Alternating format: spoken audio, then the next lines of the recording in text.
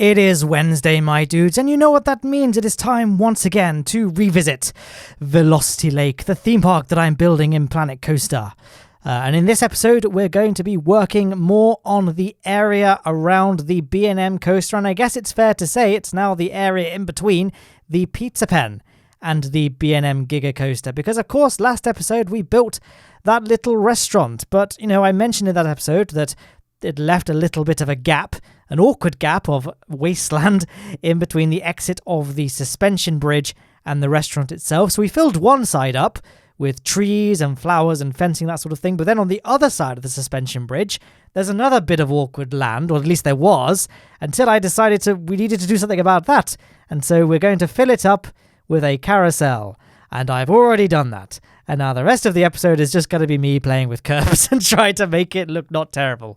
So that's what we're doing in this episode. We're just filling in this awkward little spot of land at the head of the shopping street, or the foot of the shopping street, I guess, depending on your perspective. Yes, we've already got now to the rambling and me meandering along what sort of synonyms I could have used for sentences I said to make up for the fact that this episode, it's all very slow paced. So first thing I'm going to do is address the sort of strips of grass that have formed between the edges of the cobblestone path and indeed the grass itself. I hate the stock curbs in Planet Coaster. Like, if you can, by default, all of the paths have natural curbs, but they're very, very cartoonish and blocky and a bit too big. I guess, Planet Coaster does have a cartoonish style and everything is meant to look a bit larger than life. And, theme parks in general are very larger than life. But for things like path curbs, I do like to have it look somewhat realistic. And I am going for a realistic-ish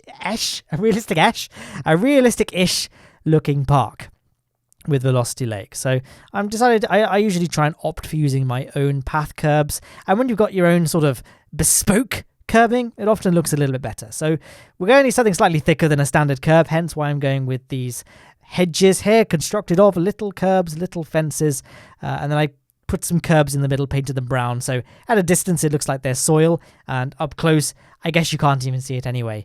And I've got these barrier pieces here.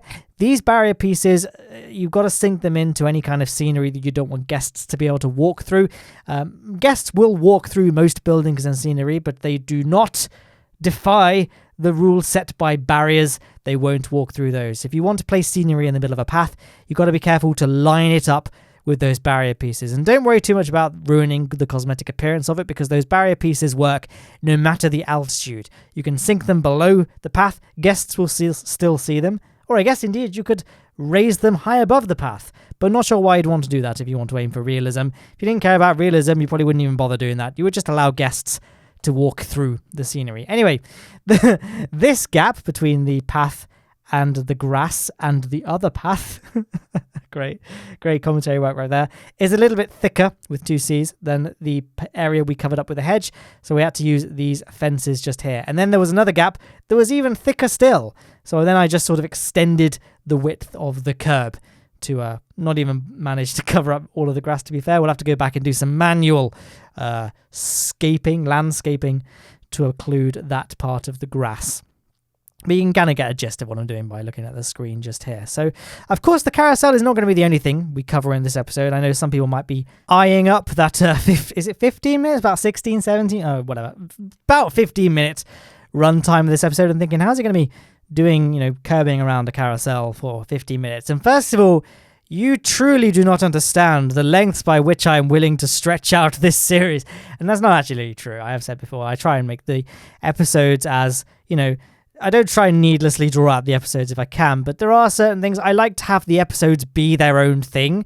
So last episode, we basically covered the construction of the restaurant. This episode, there's not really a focal point. Like, I guess the closest thing to a focal point would be the carousel. So I kind of mush all the footage together until we get to kind of the next thing that will be its own contained episode. And in this case, after we finish building the carousel and everything in this episode, we're going to be moving on to the fabled hotel of Velocity Lake. I've mentioned before, I've been wanting to build a hotel in this theme park for a while, and that's going to be what we do next episode, I think. I mean, to be honest, I've not edited the footage for next episode. It might end up being that there is still so much footage that I can't reasonably expect you guys to watch it all as one big episode, because it'll be really, really long, because I'm aware that there's going to be footage for not only the construction of the hotel, but also for the train station, for the monorail that kind of ferries passengers between the hotel and the theme park's entrance. So I don't know how it's going to work just yet. I'm hoping it can be all one episode, but, you know, unfortunately it might transpire that it's going to be 2 episodes, or it might just be like one insufferable 40-minute episode, which I know probably harder for a lot of people to watch. And also it's really difficult for me to talk about things for 40 minutes because I said before as well, you may have noticed as well, I rehashed a lot of the same topics in these Planet Coaster videos, but I find it very hard to talk about the same thing over and over again for like 20 minutes. So you can imagine how hard it is for me to sustain some sort of coherent stream of consciousness, which I know is an antonym almost for coherent, but regardless, we're moving on. Coherent sort of commentary over the footage. Anyway, I was about to say other things, wasn't I? Well, that's a great start to a sentence, but I was going to say that this episode is not going to be entirely focused on the carousel. There are going to be other things. So not only are we focusing on the carousel and area around it, because I guess we've now done the carousel, but also just polishing up the little shopping street that we've been working on over the past few episodes. Obviously, last episode was the restaurant, and the few episodes before were the restaurants on the other side. Okay, just need to slow down. The last episode was the pizza pen. The other side is just the shops that go with the B&M Giga. So this episode, we need to tidy things up. As you can see, the path is a bit holy. And the actual, area around the restaurant is not that great. We could do with some outdoor seating, some parasols, outdoor lighting, that sort of thing. So that's what we're going to be doing. We're going to be covering up some of the holes in the path, and then we're going to be lighting the whole thing up, and we're going to be adding some outdoor seating. I don't know why I felt the need to basically just almost verbatim repeat the sentence I just said. Covering up path holes in this game is one of the things I do a lot, because it's very, very difficult. Well, the path tool in general is very, very difficult and awkward to work with, but it's especially difficult and awkward to work with when you're trying to build plazas for things like the area around restaurants, or indeed paths that are wider than the widest path you can make in terms of how the game wants you to use the path building tool, I guess. So you always end up with these awkward holes in the paths. So I generally get around this by either building like little fountain pieces or little path accents in the form of, random tiles, or in this case, I'm adding like a different aesthetic to the path. So I'm kind of building this central beam of flowers, central flower pot, a thing that breaks up the center of the path. And I think it looks nice. One of the challenges you have when you're trying to cover up the holes in paths in Planet Coaster is trying to make it look like you didn't just build that thing to cover up the holes in the path. So I think that like plant aisle thing, the planter in the middle of the path, it looks pretty organic. Like, you wouldn't necessarily automatically assume that it's only there to cover up holes in the path. I mean, veteran Planet Coaster players, or people who are just familiar with building plazas in Planet Coaster, would probably look at it and think, yes, that's only there to cover up holes in the path, particularly because the actual planter itself is flanked by that really wide pavement piece. But I think, to the untrained eye, or even to the trained eye that's just looking at it from an aesthetic point of view, I think it does a pretty good job of covering up the imperfections with the center of the path. As you can see, we have now started work, and in fact are approaching the end of the work when it comes to the outdoor seating for the restaurants, or I guess they're not really restaurants because they're just stalls. So stalls, the shops, the cafes, whatever. Let's move on. The seating area for those are nearly done, but we can add some benches and stuff along the perimeter of the fences that surround the carousel. So proud parents can watch little Johnny go around the carousel. And indeed, we can add some benches along the edges of that planter section as well. Now here you can see me very briefly experimenting with different colors of path. I sometimes like certain paths in this park to be a different color, whether it's bridges or when you've just got a little sneaky path, like that path that runs behind the carousel, that's its own little contained path. Sometimes it's nice to add a little different color or different texture to the path, just to break up the monotony of the cobblestone. So that's what I did there, and I was experimenting with having different colors of path for the shopping street, but the way the exit, or at least the way it connects to the rest of the park, I couldn't really get a nice sort of connection. So some parts of the park are different have different path colors, such as the area around the RMC. and an area that has not yet been built. The final roller coaster will be its own area, and that will have a different style of path. But at least for the shopping street where I experimented with that blue path, couldn't quite get it to work as well as I wanted to. English, Matt, do you speak it? No, I do not speak English, it seems. I mentioned this, again, another topic I mentioned a lot, or at least as of late. It's very, very warm in my room. I'm kind of in this... I've just done a commentary for Kerbal Space Program and edited the video, and then I was like, yeah, I'm super motivated. Let's carry on making videos. So then for me at least, finished recording and editing the video for the Pizza Pen episode, the restaurant I'm now actually building a path near to, or at least I was, and now I've deleted it, I guess. But it was topical for a moment. That episode where we built that restaurant, I did the commentary. I was like, you know what?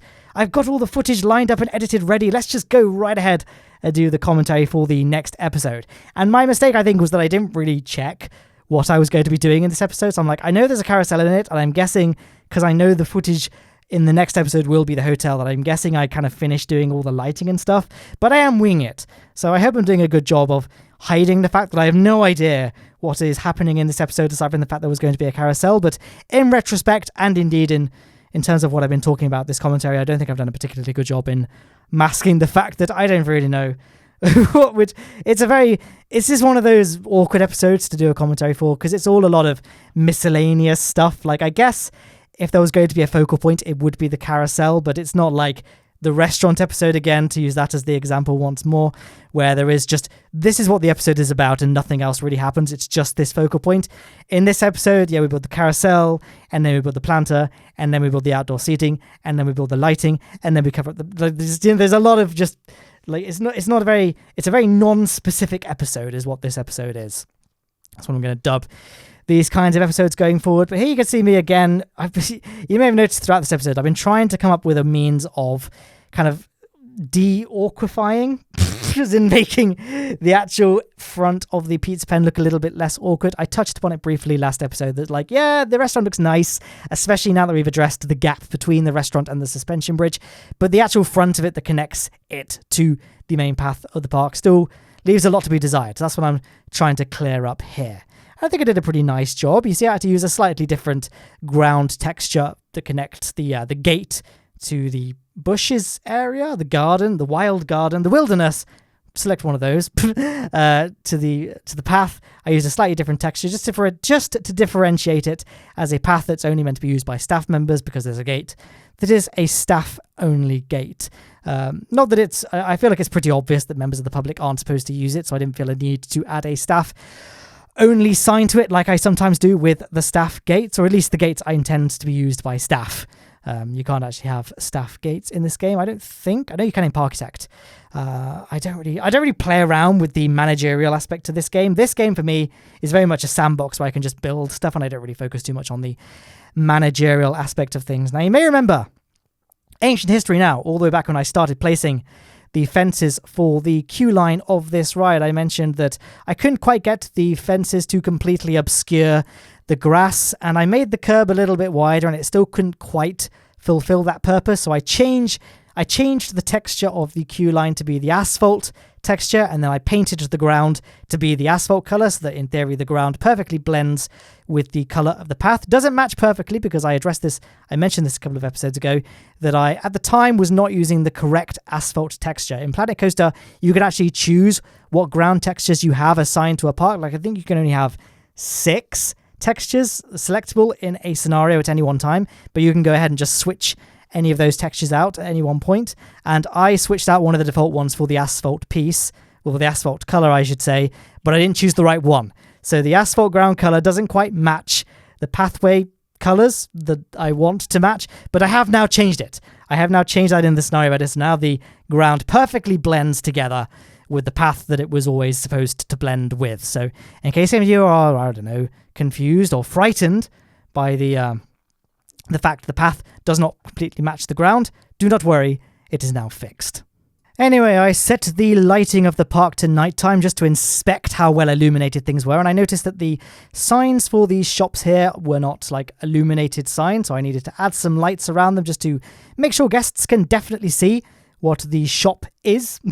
So I tried experimenting a few different ways with floodlights and things like that. In the end, I went with these round Gothic lights sticking out of the wall at first to just create some ambient light to the rest of the building. And then I went ahead and added I think it's the Firehouse Floodlight. I'm almost certain it came with the Ghostbusters pack. That little floodlight piece just to illuminate the signs from the front. But at the same time, it's quite a low profile light, so you can't really see it. I don't really like adding the massive bulky spotlights in this game, at least the game that come with the base game, because they're very obviously there. And for uses like that, where I want it to be nicely blending in with the roof, or at least that little, what's the name of that kind of roof? That little shelter. I want it to blend in well, didn't want it to be too obvious. Anyway, we're going to carry on with the lighting just here. I did a quick overview of the park thus far, just to kind of show you guys what we've kind of achieved over the past few episodes, but there is still some more lighting to do. I wanted these spacecraft to be a little bit more illuminated, so I stuck a little spotlight to the wall of the kind of service area of those shops, and then I hid some little floodlights that I believe came with the Studios pack into this planter here, just to illuminate that spacecraft. And then we've got a couple of little holes left in the path to fill. At this point, I just couldn't be bothered, and I just copied a couple of the other path covers I had from another part of the park. And to be fair, that part of the park is basically right next to the part we've just done, so I feel like it still fits and is consistent scenery-wise. But yeah, I think that pretty much wraps up the thing for the content of this episode. Did a little zoom down there. We've got that awkward space at the back of the park that we need to address. That's going to be next episode, the hotel complex with train station and all that good stuff. So I hope you guys look forward to it. On screen, you will find a link to the full Velocity Lake playlist on the left-hand side. The right-hand side is just a video chosen for you by YouTube's recommendation algorithm. There's also a link to subscribe and to check out my Patreon if you'd like to do either of those things. In the description, you'll find links to other things like Discord, Twitter, Instagram, etc., etc. Thank you for watching, and goodbye.